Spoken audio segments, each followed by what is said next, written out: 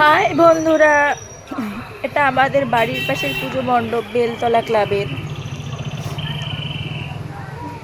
ভেতরটা দেখো, একদম মনে হচ্ছে যেন প্রকৃতির কোলে মা দুর্গা। গাছপালা আর পাখির ডাক মিলেই তৈরি হয়েছে এই অসাধারণ মণ্ডপ।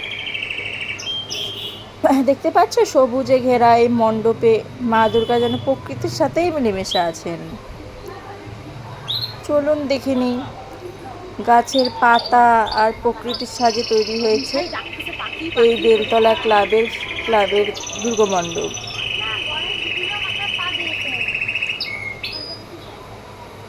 প্রকৃতির ছোঁয়ায় অন্যরকম এক পুজো মণ্ডপ। এটাই বেলতলা ক্লাবের এবারে বিশেষত্ব।